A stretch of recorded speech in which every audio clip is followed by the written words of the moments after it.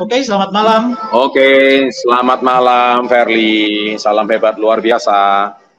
Oke, selamat malam semua. Akhirnya saya bisa kembali lagi karena kemarin selama 1 minggu saya habis prosesi duka cita ya.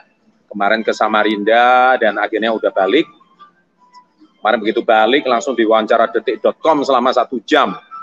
Wah, memang minggu yang melelahkan, minggu yang penuh full. Saya seumur hidup baru pertama kali webinar di tengah kuburan itu. Baru minggu kemarin. Waduh, benar-benar sebuah pengalaman yang luar biasa. Lancar, semuanya prosesi juga bagus, dan semuanya sudah sampai saat ini. Memang saya lelah mental, lelah psikis, tetapi tidak menutup kemungkinan untuk saya masih tetap bisa berkarya dan bisa memberikan motivasi kepada Anda semua.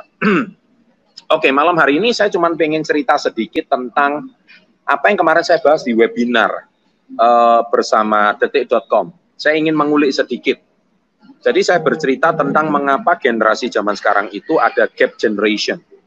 Gap generation itu artinya apa? Yaitu perbedaan pandangan antara orang tua kita dengan perbedaan pandangan dengan generasi sekarang. Ingat, di generasi orang tua Anda tidak ada internet. Di generasi orang tua Anda semua masih menggunakan media konvensional. Mereka masih menggunakan surat kabar, majalah, media cetak untuk mereka mendapatkan informasi.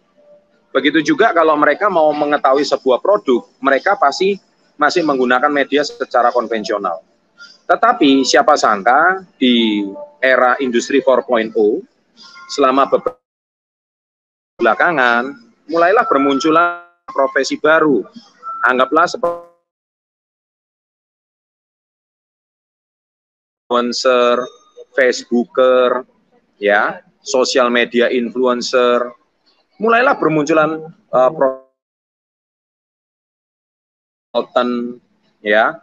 Nah, itu profesi yang sama sekali tidak pernah ada di era orang tua Anda. Jadi ketika Anda saat ini terus kemudian ada istilah reseller, dropshipper, ya, itu tidak pernah ada di era orang tua Anda. Sehingga ketika Anda hari ini bergerak di bidang reseller, orang tua Anda pasti sedikit banyak apa yang sedang Anda kerjakan. Nah, yang mereka ketahui cuma jadi ASN atau PNS, itu yang terbaik. Sehingga kalau bicara soal profesi, tentu mereka akan orang tua mana yang pengen anaknya salah jalan? Tidak ada orang tua manapun di muka bumi ini yang pengen anaknya salah jalan. Semua orang tua pasti pengen anaknya yang terbaik. Nah, yang mereka tahu yang terbaik adalah menjadi seorang ASN. Makanya hari ini beritanya viral kemana-mana, hampir semua akun-akun IG besar memention saya, mengambil topik tentang apakah menjadi seorang ASN itu masih menjadi jaminan. Nah, saya bahkan sudah pernah buat videonya pertengahan tahun kemarin, bahwa apakah tahun 2024 sampai 2025 profesi ASN itu akan masih menjadi favorit. Menurut saya hari ini bukan antipati sama ASN, tidak. Itu lebih kepada mindset ya. Jadi mindset 350 tahun dijajah Belanda, yang mana pemerintah Belanda itu kan sistem kerjanya kan semua bekerja sama pemerintah. Mereka tidak mau rakyatnya itu kuat, mereka tidak mau rakyatnya itu berdikari, mereka tidak mau rakyatnya itu berwirausaha.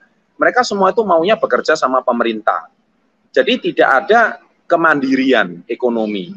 Jadi kalau filosofi kemandirian ekonomi atau entrepreneurship itu sama sekali tidak dimiliki oleh konsep yang menjadi acuan dari pendidikan Belanda. Nah, makanya kita nggak pernah yang terkaya di dunia dari Belanda mungkin gitu. Ya, karena sistem pemerintahnya seperti itu. Nah, sedangkan di Indonesia dagang mebel kayu ya. Beliau juga seorang pengusaha yang akhirnya terlibat di dunia politik dan sudah memasuki periode kedua beliau menjadi seorang presiden. Jadi yang namanya efisiensi.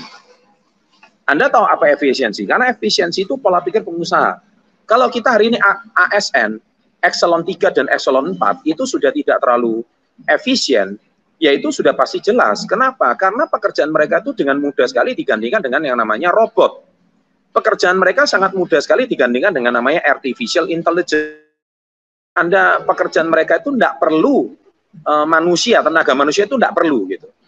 Nah, sesuatu tentu yang masih membutuhkan ya kita nggak bisa ganti. Contohnya suster, itu nggak bisa diganti gitu loh. Contohnya sharing ekonomi. Sharing ekonomi itu seperti sekarang kita jadi reseller. Ini nggak bisa, kita masih butuh tenaga manusia. Masih butuh pelayanan. Minimal orang chat WA kita masih bisa layani. Sharing ekonomi masih bisa bertahan hidup. Tetapi kalau ASN itu eselon 3, eselon 4 itu memang berbahaya sekali. Karena profesi itu sudah tidak terlalu menjanjikan ke depannya. Dan itu sudah mulai terjadi efisiensi di negara-negara maju seperti Eropa, Amerika, China. Bahkan di China lebih ekstrim lagi. Boleh dikatakan ASN itu sudah sama sekali.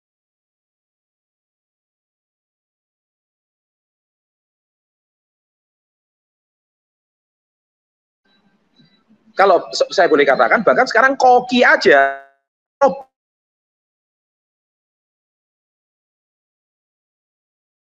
Kan ada satu perusahaan restoran, itu dia bisa membuka 2.000 gerai tanpa koki.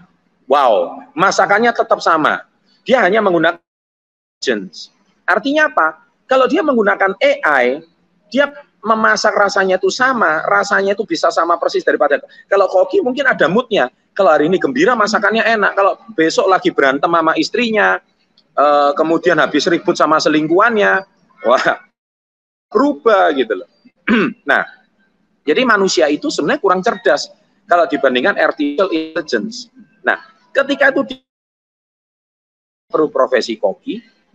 Nah, oleh sebab itu sharing saya malam hari ini, saya cuma ingin bercerita tentang ke depan ini banyak profesi akan lebih banyak yang hilang. Apalagi gara-gara pandemi ini, lebih banyak hilang. Makanya sekarang masalah Omnibus Law itu aja masih ribut terus. Karena mau percaya nggak percaya, ini bakal terjadi revolusi besar-besaran. Nah, untung di komunitas Yes ini kita berada di sebuah komunitas. Kita berada di sebuah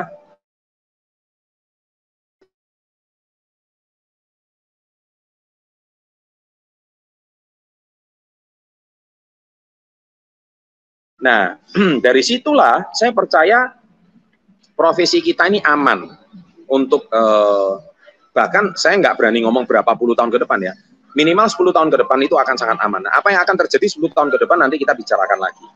Tapi 10 tahun ke depan kalau Anda membangun jaringan reseller Anda sekarang, Anda membangun customer base Anda dari sekarang, Anda membangun konsep bisnis Anda dari sekarang, Anda mulai menjual produk dari sekarang. Nah, ini akan menjadi pegangan hidup Anda yang sangat bagus ke depan. Bahkan sekarang di komunitas Yes pun tidak sedikit para ASN yang juga mulai melirik usaha ini. Mereka sadar bahwa mereka masih bisa jadi seorang ASN, tapi mereka juga pengen memulai usaha, tapi mereka nggak punya pengalaman. Mereka bingung harus mulai dari mana. Nah, komunitas Yes ini salah satu tempat yang tepat untuk kita bisa memulai masa depan. Kami siapkan bimbingan, kami siapkan pendampingan, kami siapkan mentor, kami siapkan produk, kami bahkan siapkan alat dan kendaraan yang tepat, alat-alat yang powerful untuk mendukung Anda di masa yang akan datang. Ya, saya rasa malam hari ini cukup sekian sharing dari saya. Semoga bisa bermanfaat untuk Anda ini sedikit banyak bisa memberikan Anda pandangan, bukan menakut-nakuti, tapi saya selalu bicara fakta. Kalau Anda bisa lihat China saat ini, sorry, Anda akan sangat mengerikan sekali, karena China memang hampir semua lini terdisrupsi, bukan cuma usaha kecil, semua lini terdisrupsi. Karena pengusaha itu kalau bisa pakai robot lebih untung, ngapain dia harus pakai tenaga manusia? Ya, nah malam hari ini sharing saya sekian. Terima kasih, sukses selalu untuk PU webinar luar biasa. Oke, terima kasih Bapak. Salam hebat luar biasa. Oke, teman-teman, kita sudah menyimak pembicara kita yang sangat luar biasa. Terima kasih untuk mentor kita. Bangga bisa jadi murid beliau. Oke, teman-teman, waktu sudah semakin larut ya. Kita tak usah berlama-lama lagi. Terima kasih ya, teman-teman. yang sudah ikut ambil bagian dalam webinar kali ini. Dan pastikan kita berada pada jalan yang benar, teman-teman ya. Selalu sukses ya. Oke, teman-teman, kita akan jumpa lagi di webinar selanjutnya. Salam hebat luar biasa. Go together, grow forever. Selamat malam.